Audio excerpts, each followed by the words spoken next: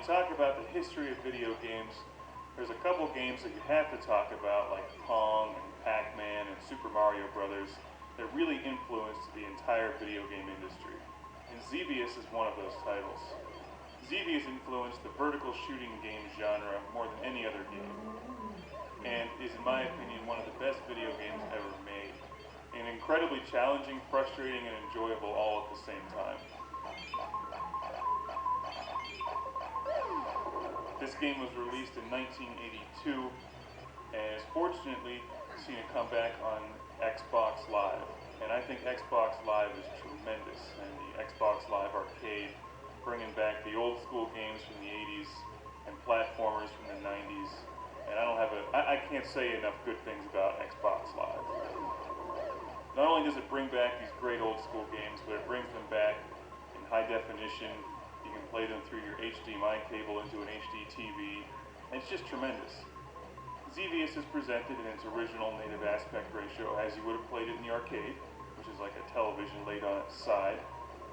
It probably looks very familiar to those of you who have played games like Raiden, and there's so many games in this genre now. As a general rule, I think they're more popular in Japan than they are over here in the States, and I think that's unfortunate. I personally like this genre a great deal. It's challenging, it's fun.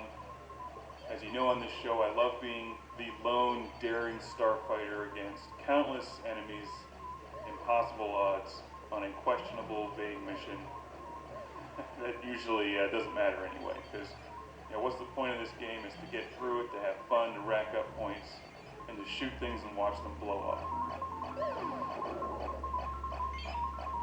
Xevious came out in the arcade in 1982 and has since been seen on game systems like the Atari 7800 and the NES. And in fact, the original Classic Game Room series, we reviewed the Atari 7800 version and a version for the PlayStation, which they remade. As you can see from the screen, you have two different weapon options. And that's one of the things that makes Xevious unique. But for starters here, you have your lasers, your twin cannons, I think they're lasers, maybe they call them something else, and your bombs. So you have to shoot your enemies in the air, and also bomb the enemies on the ground. And they're all shooting at you from different directions, and it's very challenging. What makes this game decidedly different from Raiden 3, for instance, which is one I recently reviewed, is that you can't power up your weapons to have this arsenal that fills the entire screen with your weaponry.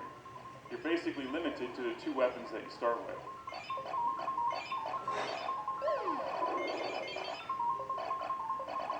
So instead of getting that massive, huge shotgun burst of red bullets that most vertical games have, or a special weapon that you can blow up and then eliminate all enemy fire when it's about to kill you, you really have to rely on some serious skill in dodging the enemy fire.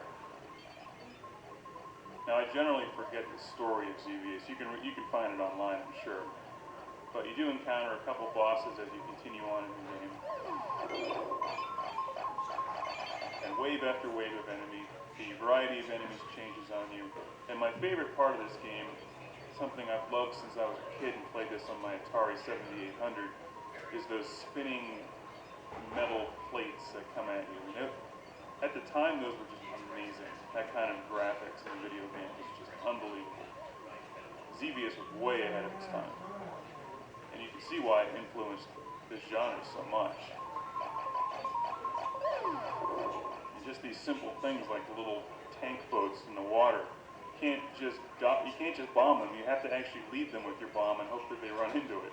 So it requires a lot of skill to hit all the enemies in this, and rack up serious points. And with Xbox Live, of course, they give you the added incentive of going for gamer points, which are addictive and a lot of fun to collect for no apparent reason. But the other great thing about Xbox Live, of course, is you can see how your score ranks up against everybody else and friends of yours. What's really incredible about Xevious is that this game came out in '82, and it really doesn't look any different than newer games today. Maybe it's slightly different, but there's only so much you can really do with a two-dimensional vertical scrolling game before it starts getting ridiculous. And I'm not a big fan of adding in all those three-dimensional polygons and crap floating all over the screen. I think keeping it simple like this is the way to go. And that's why I like Xevious so much in games like Raiden 3. Now, I'm generally not a huge fan of using the Xbox 360 controller on this game. It's definitely challenging. I prefer the arcade-style joystick and buttons, but you know, what are you going to do when you just don't have a stand-up Xevious arcade machine in the basement? Xbox Live is about the best thing you can have.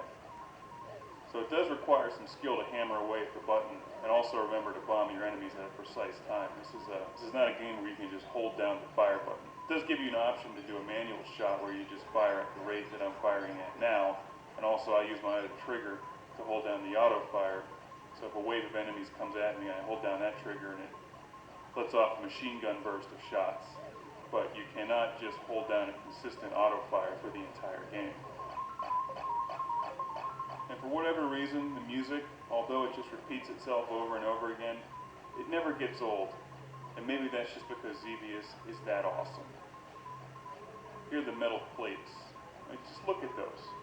20 years ago, that was incredible.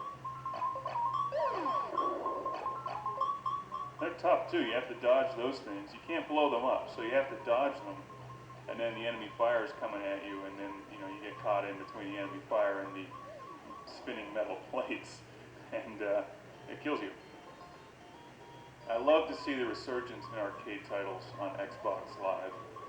And they don't cost much on Xbox Live. A game like this is only about $5, and it really has infinite replay value. Even if you went out to find this for your Atari 7800 or NES, it would still cost you at least $5 or $6 when you add in the shipping cost. Because you probably end up finding it on eBay, for instance. But with the Xbox Live, you just download it and it's no problem. Now, I'm by no means the greatest Xevious player in the world. In fact, I'd like to get a lot better at this game because it really is one of my favorite games and always has been. Just need to find the time to sit down and get back into it. One of my favorite game systems is the Atari 7800, and that's one that I grew up with and had when I was a kid. And Xevious was up there with Robotron 2084 as my favorite game on the Atari 7800. I played it for hours and hours and hours and hours. And I'm glad to see that there's still a lot of interest in Xevious today.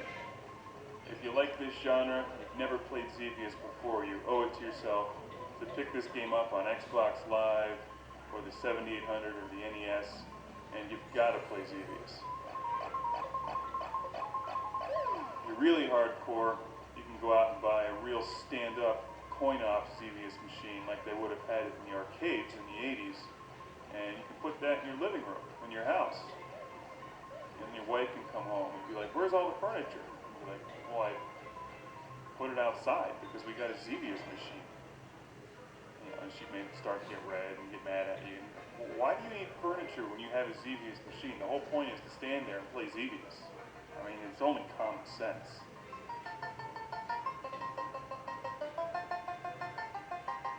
It's like replacing your dining room table with the cocktail version of Ms. Pac-Man. You can eat on that Ms. Pac-Man machine and play Ms. Pac-Man at the same time. Hell, it worked at Pizza Hut.